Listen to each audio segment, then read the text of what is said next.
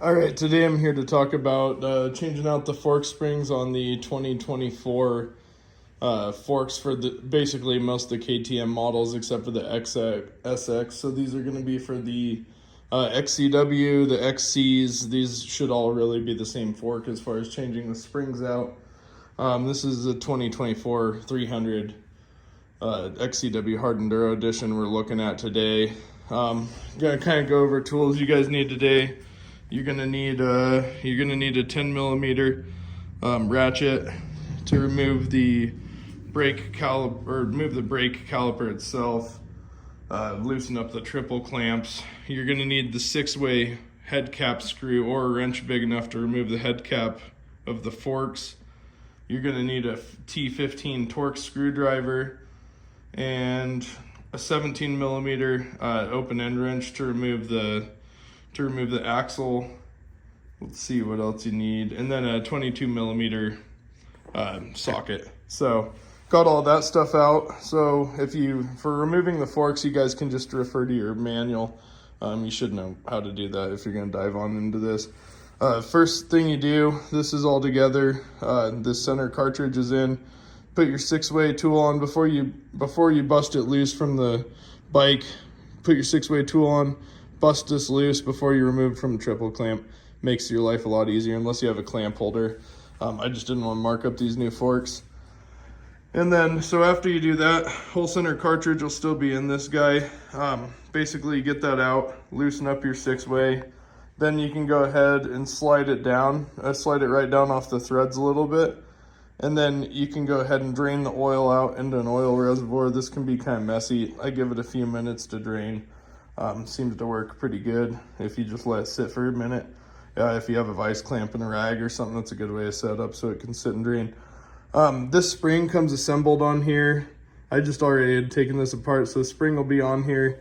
This little retainer clip will be sitting on the end there, holding the spring in. So once you get the oil drained, what you're gonna wanna do is take a 22 millimeter down here on this nut. After you take your T15 and remove the rebound adjuster, of course, you're gonna wanna take that 22 millimeter, loosen that nut. It threads into there, and then the whole center cartridge assembly will come out. So center cartridge assembly's out. Take the spring, basically stand this on end, slide the spring down a little bit, and then this little C-clip here, you can then slide it down to remove it. This one actually had some kind of metal shavings on it, which is a little concerning, but also new bike just got manufactured. It's definitely a possibility that it wasn't all the way cleaned before it got sent out. So glad I got these open, checked that out. Go ahead and swap your springs out.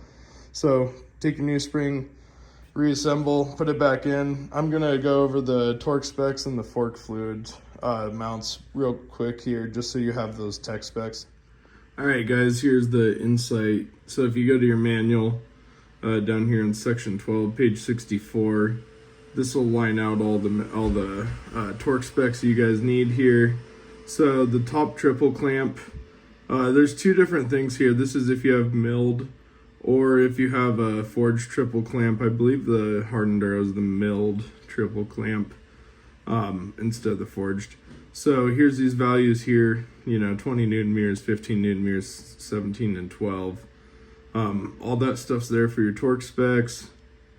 The brake caliper bolts, the M8s, are going to be 25 Newton meters each, or 18.4 foot-pounds. All right, guys, here's your clicker settings for your forks on this bike. These are standard stock settings, and then basically, so with these settings, if you're going to put a heavier spring in, you're going to want to slow down this rebound. If you're going to a lighter spring, you want to speed up the rebound. These should be fairly close settings, even with a different fork. Reason B, basically like the amount of force the force of the fluid going through should be the same, because the spring should basically level out this compression setting. So that shouldn't be a big deal. Here's some general fork guidelines. Here's the oil capacities for you. So the oil capacity for the cartridge is 175 milliliters, and then the external capacity is 390 milliliters. Note, this is 4-weight, so I'm just going to use the stock Motor X 4-weight to get this put back together, but I'm sure you could use 5-weight with a little bit of a change. They're going to be fairly close, but you might notice a little bit of difference as far as suspension dampening. Thanks again for watching, guys. If you have any questions, go ahead and reach out, or just questions on the bike. I'm going to try to do a few how-to videos just on some of the stuff that's not so straightforward, especially since this is a new chassis and everything. Like and subscribe. Thanks again.